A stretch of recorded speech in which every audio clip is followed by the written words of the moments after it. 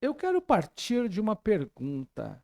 Nos últimos dias, eu preguei aqui, ensinei que Jesus lidou com pessoas de grandes dificuldades, né? Que apresentavam, né, grandes dificuldades. Eram pessoas com problemas, que em alguns momentos da vida que queriam desviar o foco. Por exemplo, achavam que Jesus poderia fosse um juiz para determinar quem ficaria com qual parte de uma terra, por exemplo. Outros queriam sentar uma à direita, outra à esquerda de Jesus. Essas questões não eram aquilo, não compunham o escopo daquilo que Jesus queria fazer. Não é? Outros chamavam a atenção de Jesus para a beleza, a estética do templo, né? Como que o templo foi construído e tudo mais.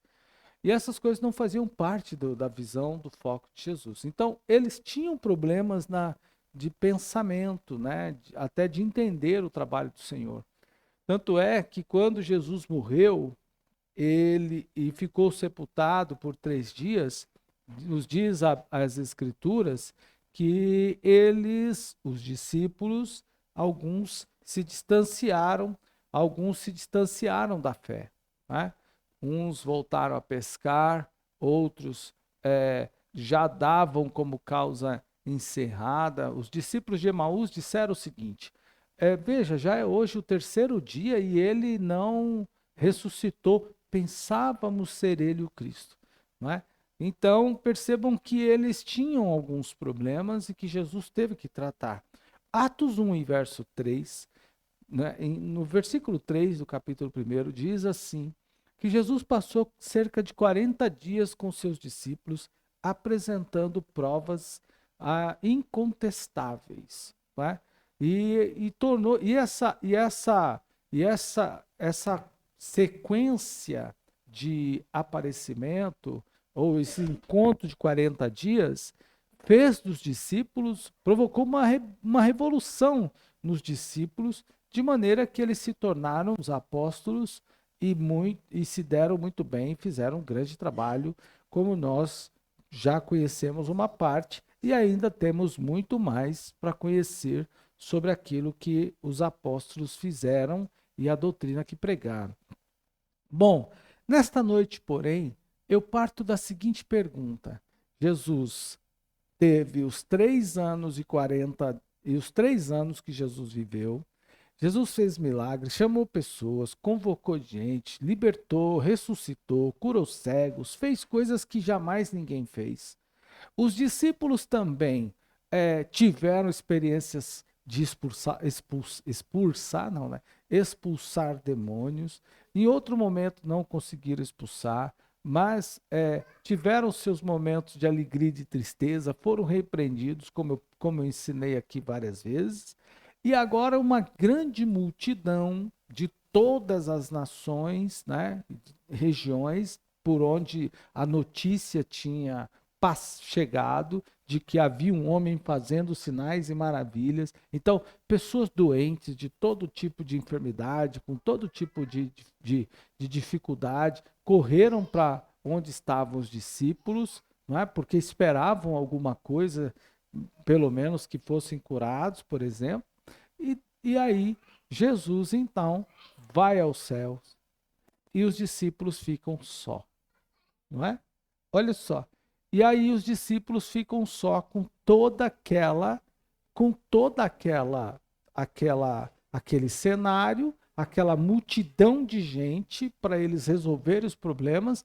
E até este momento da leitura, o sobrenatural só tinha acontecido na vida de Jesus, porque somente Jesus tinha ressuscitado. E os discípulos ainda não tinham recebido o batismo do Espírito Santo. Então eu parto da seguinte pergunta: como eles resolveram essa questão? Como eles resolveram essa questão? Porque a igreja primitiva foi, irmão, excelente. Fez um trabalho, ela deu conta do recado que Jesus entregou para ela, da atividade que Jesus entregou para ela. A igreja primitiva deu conta do recado. Se ela deu conta do recado, a gente precisa pensar como eles fizeram isso. como eles fizeram isso. É claro que todos nós imediatamente vamos para o capítulo 2, automaticamente vamos ao capítulo 2 e entendemos que no capítulo 2 está o segredo da questão. É verdade que sem o Espírito Santo a gente não consegue fazer nada, mas alguns passos ocorreram antes. E é desses, ou melhor, analisando esses passos da igreja primitiva, é que eu quero pregar esta noite que nós também, à semelhança da igreja primitiva, precisamos tomar essas decisões, essas atitudes, para que a gente também tenha um ano de 2024 também vencedor, como a igreja primitiva foi. Vamos nos inspirar nessas atitudes aqui, para enfrentar os desafios, para vencer as barreiras, para avançar no trabalho do Senhor, ou queremos fazer como aquele homem que recebeu um talento e enterrou o talento com medo de perder o talento. Faremos dessa forma ou vamos avançar à semelhança da igreja primitiva, que avançou? Jesus entregou a mensagem para eles, deu a eles o campo de evangelização e eles levaram o evangelho até os confins da terra. No mundo de sua época, eles pregaram para todos. Como eles fizeram isso? Se a gente volta algumas páginas, eles eram aqueles a quem eu acabei de mencionar para vocês. Pessoas com problemas, com dificuldades, com temores, que não conseguiam muitas vezes, alguns deles nem conseguiram expulsar um demônio. Pois bem, em primeiro lugar, irmãos, eu quero pensar com vocês e vamos fazer leituras. A leitura do texto. Primeira coisa, irmãos, a Bíblia nos dá alguns sinais. A Bíblia nos mostra algumas marcas que devemos aproveitar. Primeiro, não se tratava aqui de uma pessoa só. A Bíblia diz que o anjo falou com os discípulos. Era o grupo. Aqui, por isso que eu disse, por isso que eu pedi a vocês que lessem comigo a partir do versículo 9, quando dizia isto, vendo eles quem? O grupo apostólico, o grupo de discípulos que depois se tornariam os apóstolos. Era o grupo. Era o colégio apostólico. Não estava um num canto, outro no outro, não. Eles estavam ali, no lugar onde Jesus havia marcado com eles e levado, como diz a Bíblia. A Bíblia diz que Jesus os levou para lá. E lá passou a instruí-los. E eles foram.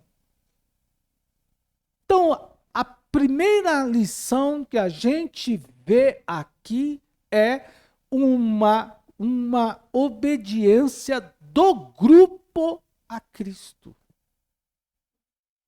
E não só obediência, mas atenção ao que Cristo diz. Não só obediência, mas atenção. Então, eles estavam unidos ali. Eles receberam juntos a orientação de Deus e permaneceram nela. Esse é o primeiro ponto. Se queremos vencer este ano, irmão, a gente tem que permanecer no propósito, juntos no propósito que Cristo deu à igreja. Deus deu um plano para nós. Deus tem um propósito para nós. A maior parte do público que está aqui hoje, nesse culto de ensino, se converteu aqui. Talvez um ou dois se converteu em outro lugar.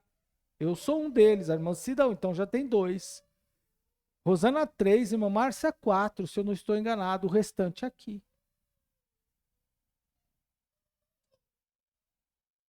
Então, do grupo, quem está nos assistindo pela rede, aqui no templo hoje, a Isa também, né? Então, 5 pessoas que estão aqui, basicamente, se converteram aqui nesse prédio. O restante dos que aqui estão, não. Aliás, 5 se converteram fora, em outra igreja. O restante se converteu aqui. Então Deus tem um plano para a gente, propósito para a gente. E a gente precisa ouvir, a gente precisa se reunir para ouvir o que Deus tem a falar para nós. Existe uma ideia aí de que Deus fala comigo em casa. É verdade que Deus fala com a gente em casa. Deus usa uma mensagem que um irmão pregou. A gente escuta um programa de rádio, a gente lê a Bíblia. Um irmão nos telefona, nos manda um WhatsApp, ora conosco, recebemos uma visita. Mas não é desse grupo e nem desta voz. Estou falando daqueles que dizem não precisar da igreja para ouvir a voz de Deus. Podem se autopastorear. Não. Eu vou voltar a esse tema daqui a pouquinho. Esse irmão não pode fazer parte, não pode direcionar a sua vida, porque ele é um herege. Ele é um dissidente. Eu não preciso da igreja. Eu não preciso estar reunido com os irmãos. Foge dessa pessoa. Ele trabalha contra o próprio corpo de Cristo. Mas vamos ao segundo ponto, porque depois eu vou voltar nesse. Segundo ponto. Diz aqui a Bíblia, olha só, verso 14. Olha, eu vou ler o 13 e o 14.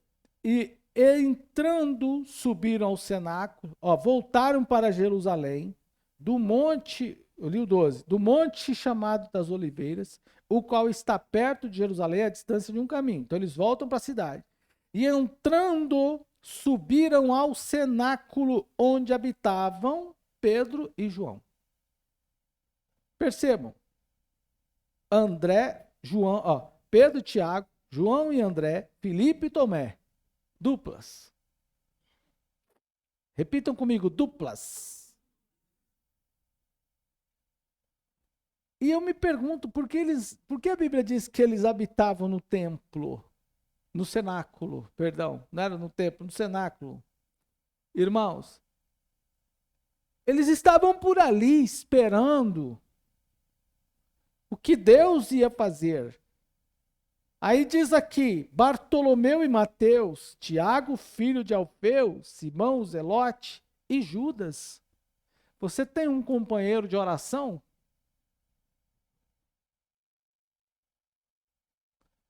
Às vezes a gente tem companheiro para tudo, mas não temos de oração. Uma certa vez, eu vinha da faculdade, pedalando, e naquele dia eu estava no estágio, saí tarde do estágio, e vinha pela Robert Kennedy, e quando parei num farol, encostou uma pessoa com uma bicicleta também ao meu lado, e ela disse assim, moço, me permita perguntar, era uma mulher, para onde o senhor está indo? Eu falei assim, estou indo para o Sesc, não costumo responder perguntas assim, mas estou indo lá para o Sesc. Ela falou, posso acompanhar o senhor até o Passa Rápido? Aí eu falei assim, pode. Ela falou assim, porque eu não gosto de ir sozinha. Tenho medo. A Bíblia diz que 2 é melhor que 1. Às vezes você recebe a companhia de uma pessoa que não tem a mesma fé, não tem o mesmo foco, não está intencionada a buscar a Deus como você está. É um apagador de fogo na sua vida, é um bombeiro espiritual, palavra muito utilizada tempos atrás, uma referência muito utilizada, aquele apagador de fogo espiritualmente. Você recebe essa pessoa, hoje vou para a igreja, aí ele vem com um programa. Hoje eu estou com vontade de cantar um hino. Aí ele vem com outra proposta. Hoje eu estou alegre, Deus vai falar comigo, mas eu queria fazer essa situação. Olha, na igreja hoje Deus vai fazer algo extraordinário. Eu estou sentindo isso. Aí o outro fala assim: vixe, ainda bem que você tem fé, porque eu não tenho fé nenhuma. Irmão, precisamos até tomar cuidado com as pessoas com quem a gente caminha. Você anda com medroso, você fica medroso também. Se você anda com o medroso, você fica medroso também. Então, com quem você está estabelecendo parcerias? Com pessoas que estão te puxando para trás? Ou com quem está te levando para frente? Fazendo você avançar? Aqui tinham duplas. E estas duplas receberam, por exemplo, outras pessoas. E eles, diz a Bíblia, verso 14, todos estes perseveravam unânimes. Por que perseveravam? Eu penso que haviam problemas que impediam ou que causavam barreiras que possivelmente poderiam impedir aqueles irmãos de se manterem em oração. Senão não estaria essa palavra aqui, perseveravam. O que impede você de orar? Ir no templo. E oração no templo. Repita comigo, no templo. Tem irmão que não tem pique para orar na igreja, mas tem pique para orar no monte, tem pique para orar na caverna, tem pique para orar em qualquer lugar. Mas você fala para ele assim, vamos orar na igreja, ele não tem pique para orar na igreja. Que misticismo é esse que existe no monte?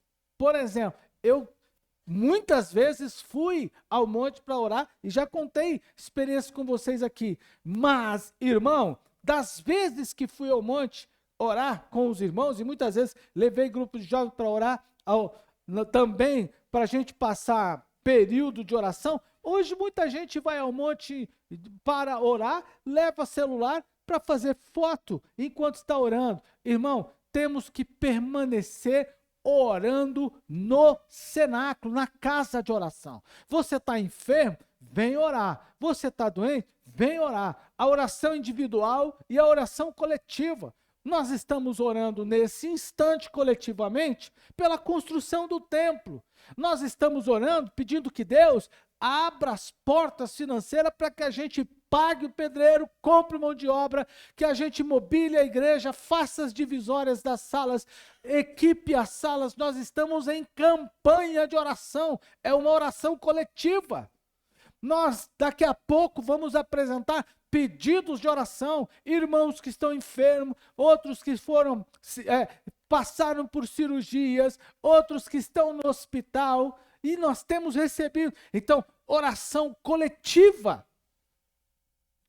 Agora, há irmãos que não querem orar conosco.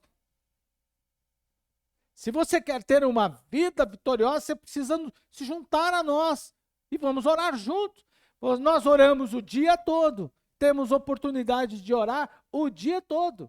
Por exemplo, passamos o dia em oração. Quer dizer que eu dobro o joelho e fico com os joelhos dobrados o tempo todo? Não, mas a cada instante estou orando individualmente. Senhor, abençoa essa questão. Coloca as tuas mãos sobre esse fato. Daqui a pouco eu estou fazendo outra coisa. Me lembrei daquele pedido. O irmão nos fez um pedido ainda há pouco. Senhor, abençoa o netinho do pastor que precisa que as veias, o médico encontre as veias para fazer transfusão de sangue. Acabou de nos enviar um pedido, o pastor Exaldio, há pouco tempo. Então, o Senhor abençoa aquele menino. Os irmãos, orem por nós, pastor. Nós vamos orar. Às vezes a gente faz orações individuais, mas nós também fazemos coletivamente. E você, como eu, precisamos vir à igreja para orar coletivamente.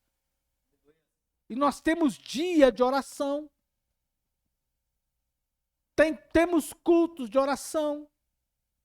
Temos atividades de oração. Por exemplo, domingo de manhã, 7 horas da manhã, nós estamos orando. Então, precisamos perseverar. O que nos atrapalha? Por exemplo, o sono, o cansaço. Quem aqui começa a orar, em pé, sentado, deitado, ajoelhado, não importa. Não há uma regra que a gente tenha que orar não, tem que orar sentado, tem que orar de joelho. Se você não pode, você ora do jeito. A oração é particular, pessoal. Mas o que nos atrapalha? Quer em pé, sentado, deitado, de qualquer jeito você tem. Vem o sono, vem a canseira. Não é isso mesmo? Daqui a pouco, o irmão falou, pastor, eu não tenho mais, eu não sei o que orar. Muitas vezes eu começo a orar, eu não sei o que orar. Faz uma listinha. Mas eu posso levar uma cola para falar com Deus? Ué, e qual é o problema de eu levar uma listinha num papel para eu de oração com questões que eu preciso apresentar diante de Deus? Não há nenhum problema nisso.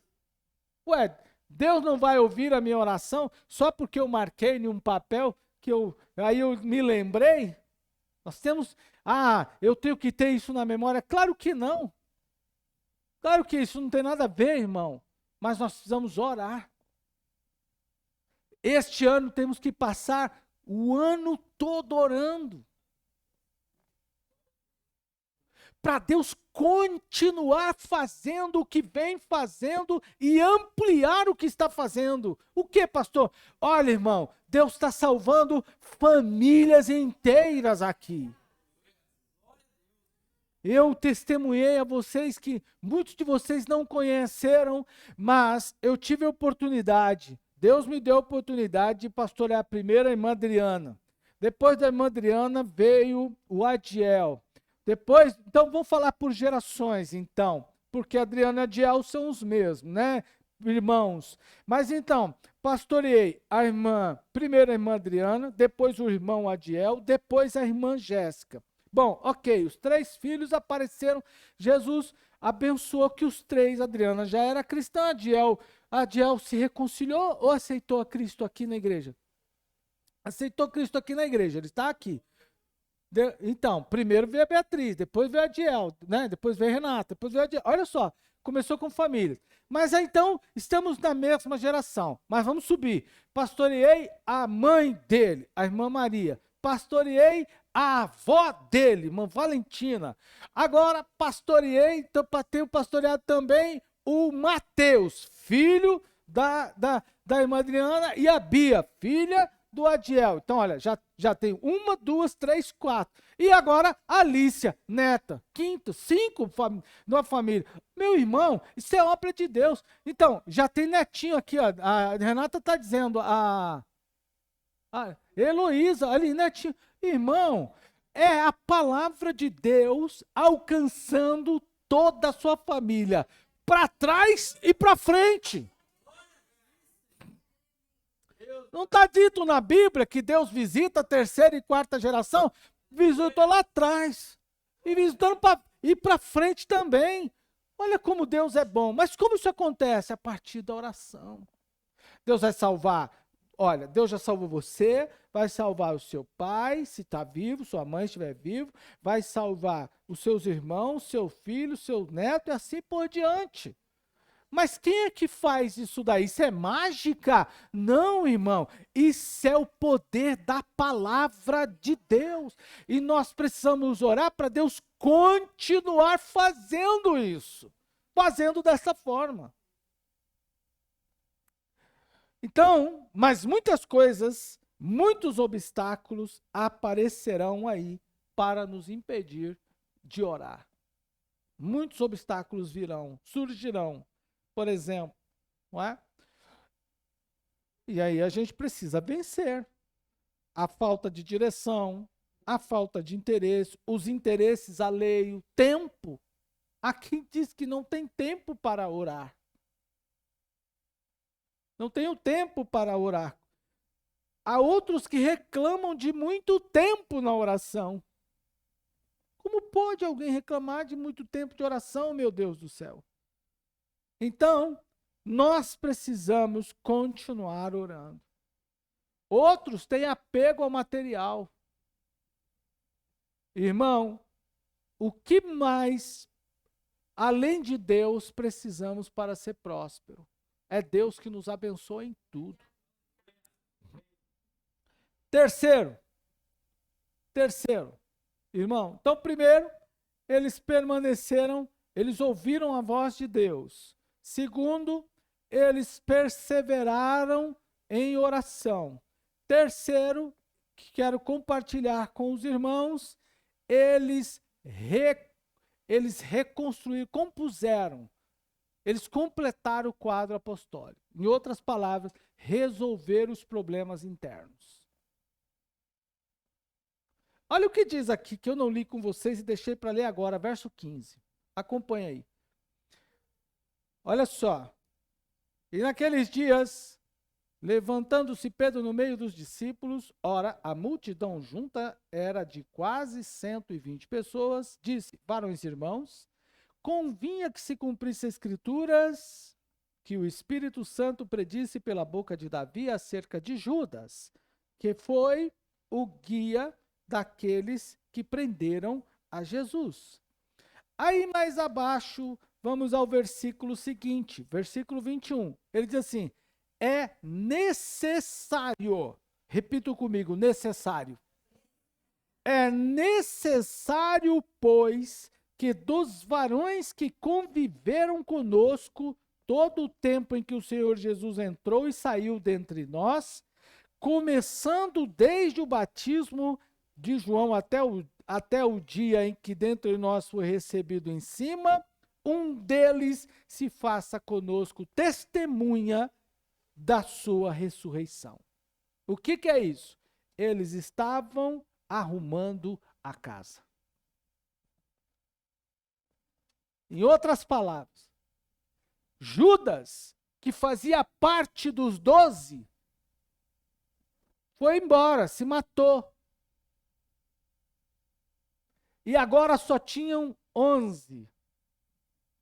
Era necessário recompor ou completar o quadro. Tinha que ser 12. Tinham que ser 12. Ué, mas o Espírito Santo não ia, como nos diz o texto, vir sobre eles poucos dias depois, mas primeiro tinham que arrumar a casa. Eles tinham que buscar dentre os irmãos uma pessoa que era testemunha do que Deus havia feito, estava fazendo, desde o tempo do batismo. E tinham que recompor esse quadro. Tinha que repor essa peça, se podemos falar assim. E aí buscaram entre aqueles irmãos, como diz a Bíblia, e apresentaram-se dois, José, chamado de Barsabás, e o Matias. Tem que arrumar a casa, irmão. Nós queremos que o Espírito Santo trabalhe em nossa vida, mas a gente precisa ajustar as posições. Porque Deus direcionou cada um dos apóstolos para uma direção. E se estivesse faltando um, Deus não trabalha em vão. Tem que repor a casa. Temos que arrumar a casa. Temos que fechar as arestas. Que é isso, pastor?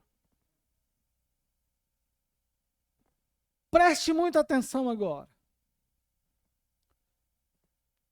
Nós vivemos um momento muito difícil em várias partes ou em muitas igrejas, em que muitas pessoas estão deixando, não é bem deixando, estão invalidando a graça.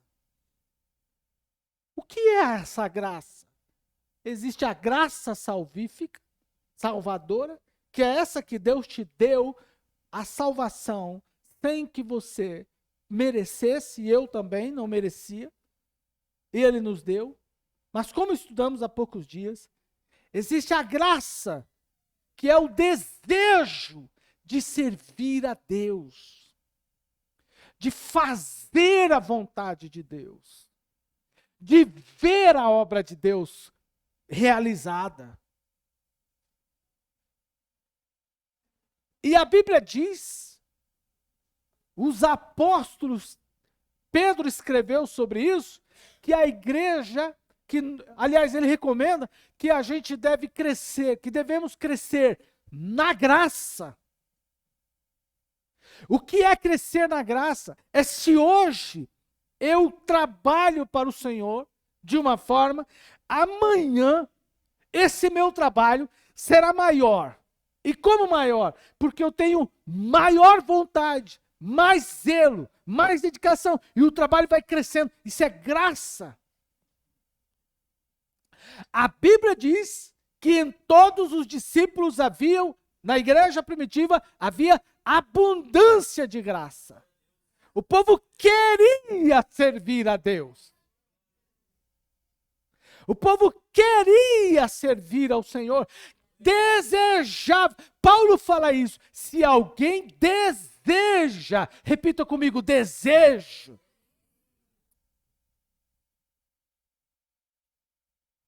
A Bíblia também diz que Jesus chamou uns para uma coisa, outros para outra, mas teve alguns que ele quis. Esses aqui são os que eu quero. A Bíblia diz, chamou aqueles que ele mesmo quis. Quando olhamos os escritos do Antigo Testamento, por exemplo, Isaías se ofereceu. Isaías se ofereceu. Porque a Bíblia diz que há uma pergunta, a quem enviarei? Ele diz, eis-me aqui. Envia-me a mim.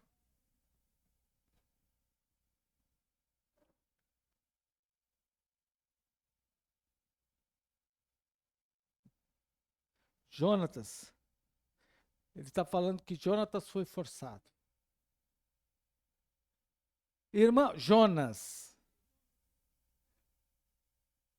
eis-me aqui, desejo de fazer a obra de Deus. Mas existe um movimento contrário a isso. Não, não é para mim. Não lembro do dia que a gente estava numa ação de evangelização, e aí eu estava com um grupo de irmãos, peguei um bocado de folheto, estava distribuindo para os irmãos aquele dia, e fui entregar para uma jovem da igreja, isso já faz algum tempo. Quando deu o bocado de folheto para ela, ela disse: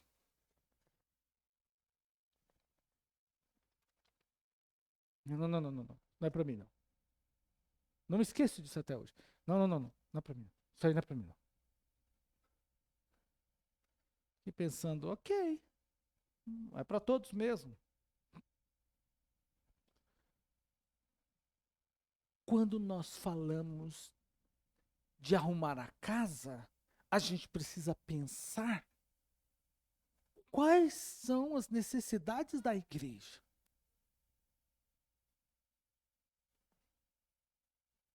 A quem se converteu agora, não perca tempo.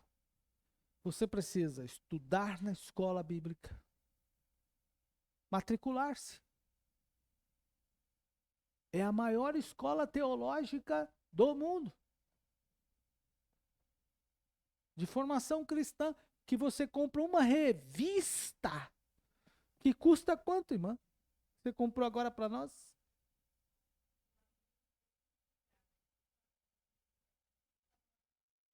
R$ 7,90 para você estudar cerca de 13 lições.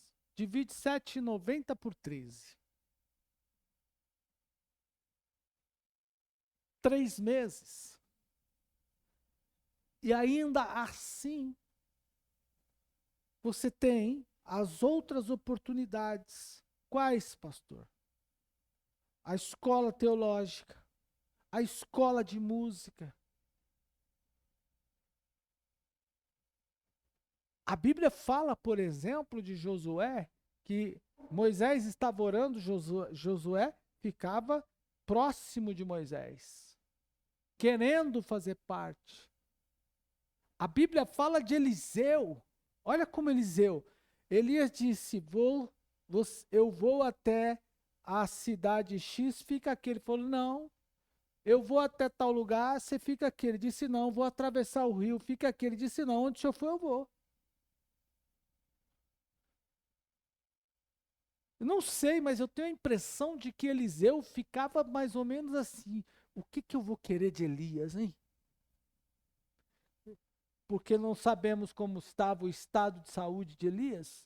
Podia já ser um homem já meio cansado, estressado demais. Elias devia ter pressão alta, não é possível, porque a Bíblia fala que ele era meio mal, a Bíblia dá indício que ele era meio mal-humorado. Então ele devia ter pressão alta, Eliseu devia estar pensando, esse cara vai infartar a qualquer hora.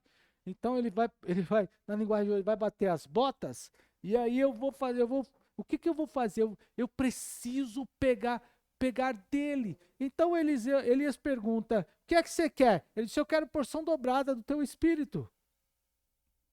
Eu quero porção dobrada do teu espírito, mas nós estamos vivendo um movimento contrário, em que as pessoas querem esvaziar o dobro. O que é que a gente está vivendo nesse momento? É um momento de esvaziamento, enquanto um povo pede, Senhor, me enche do teu espírito, me ajude a entender as escrituras, eu preciso compreender isso para avançar, para levar a palavra, para entrar nas casas, para ensinar o povo, as famílias vivendo de ponta cabeça, chega um crente cheio do Espírito Santo, põe a família toda no lugar. Enquanto uns oram assim, outros estão dizendo, não, vamos esvaziar. Vamos esvaziar, porque nós estamos muito cheios, estamos cheios do Espírito Santo e não cabe nada, não cabe mundo, não cabe o materialismo, não cabe o pecado, vamos esvaziar. Nós estamos vivendo o esvaziamento do Espírito Santo, quando, irmão, e aí você pega o panfleto que eu entreguei para a menina há 15 anos atrás e ela não quis receber, aí hoje você vem com a revista. Hoje, se aquela garota recebeu o panfleto e disse assim, não é para mim, eu nem insisti, ela disse, não é para mim. Hoje você entrega uma revista da escola dominical a um professor e ele diz assim, não é para mim.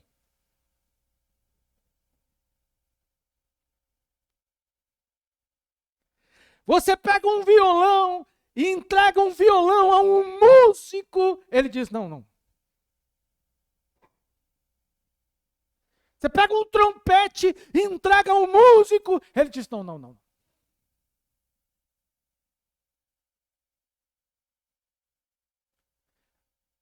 E aí, há poucos dias, eu conversando com uma pessoa que aprendeu, iniciou aqui.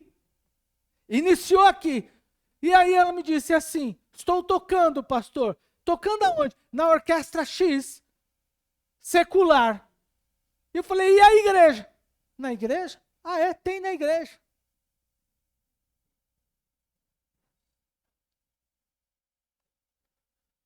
Tem na igreja, pastor? Falei, não me diga que em menos de 2 anos você esqueceu onde comeu. É o esvaziamento. E cadê a graça? Cadê o desejo? Hoje eu disse à irmã Cida, crente cheio do Espírito Santo, posta foto na internet do rosto. Ele quer estar... Você está na igreja, ele quer postar o rosto. Ele mostra o rosto. Ele quer o rosto, porque o rosto está brilhando. Crente cheio da carne, mostra o traseiro.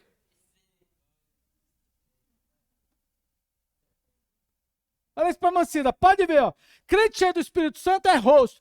Crente carnudo é traseiro. Quando posta o rosto, ele está dizendo assim, olha, Deus te ama, Deus te abençoa, estou feliz. Aí, olha, tu quer?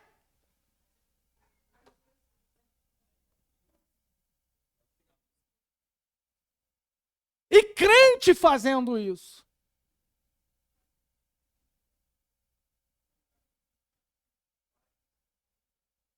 Mancida estava lavando uma louça, ela parou quando eu falei isso. Irmão, nós temos é que buscar a presença de Deus. Não é a carne, não é o mundo, não é o diabo que comanda a nossa vida, mas nós temos que nos entregar ao Espírito de Deus. E pastor, e o que mais eu tenho que ter vontade? Eu tenho que crescer na graça. Olhe para mim, vem para a oração, se junta ao colégio, à igreja, persevera unânime na oração. Deus vai te dar um dom e você vai se aperfeiçoar nele e vai crescer nele. Eu vim para aí, quando eu vi a igreja, cheguei, irmão, cheguei como muitos de nós chegamos, sem nenhuma direção, mas Deus foi me direcionando. Passei por uma fase, passei por outra, passei por outra, passei por outra, passei por outra, e hoje estou aqui. É assim, crescendo na graça. Glória ao nome do Senhor. Se você permitir crescer na graça, todas as áreas da igreja que tem falta de mão de obra serão preenchidas. Em outras palavras, a casa será arrumada. Aleluia!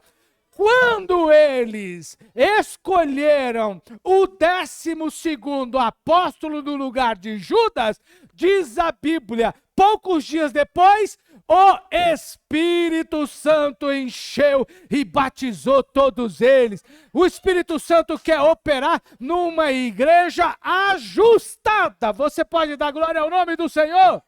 Porque a obra de Deus é linda. Você entende isso? Diga amém. Agora não tenha medo. E eu concluo o sermão, a mensagem desta noite. Como é que a gente vai vencer? Então, primeiro, em conjunto. Segundo, como é que a gente vai vencer? Perseverando em oração. Terceiro, como é que a gente vai vencer? Arrumando a casa. Temos que arrumar tudo que precisa ser arrumado. Temos que ajustar tudo que está fora de lugar. Temos que colocar tudo no lugar, porque o dono da festa vai chegar. Aleluia! E ele vai batizar um aqui, vai encher o outro ali, vai alegar o outro lá, vai dar talento para o outro. Vai ser uma coisa gloriosa e o nome do Senhor glorificado. Você crê nisso? Diga glória a Deus. É esse o tempo, irmão. Então, 2024 será diferente para todos nós. E assim, irmão, a Bíblia nos diz o que mais eles fizeram depois de tudo isso. Então agora fui batizado com o Espírito Santo. Agora vou... Eu fico pensando, né? Para que o cara acredita? Para que o sujeito é batizado com o Espírito Santo? Para quê?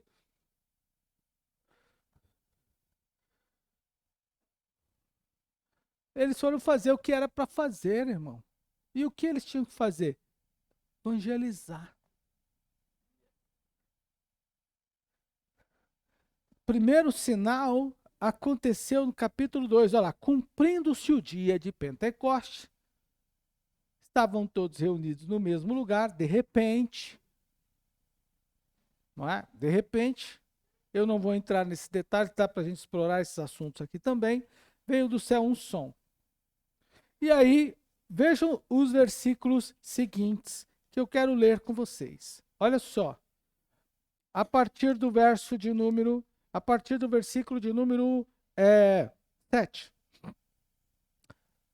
Diz assim: todos pasmavam e se maravilhavam, dizendo uns aos outros: por quê? Não são galileus todos estes homens que estão falando? Como, pois, ouvimos cada um na nossa própria língua, em que somos nascidos, partos, medos, elamitas? E aí, versículo 14. Pedro, porém, pondo-se em pé com os 11, levantou a voz e disse: varões judeus, o que habitais em Jerusalém, esses homens não estão embriagados. Verso 16, mas isto é o que foi dito pelo profeta Joel. Em outras palavras, eles evangelizaram. Não pense que você vai ser cheio do Espírito Santo para andar por aí batendo carteira. Eu sou cheio do Espírito Santo. Eu sou cheio do Espírito Santo. Careta de gente cheio do Espírito Santo. Eu não sei como é, mas careta de gente cheia do Espírito Santo. Não, careta de gente cheia do Espírito. Não, irmão. Para que ser cheio do Espírito Santo? Para falar de Jesus. Para dizer a Adalberto, Deus tem um plano para você. Para dizer, Wagner, Deus tem um plano para você. Para dizer para o Eduardo, Deus tem um plano para ele. Para dizer para a Silvia, Deus tem um plano para você.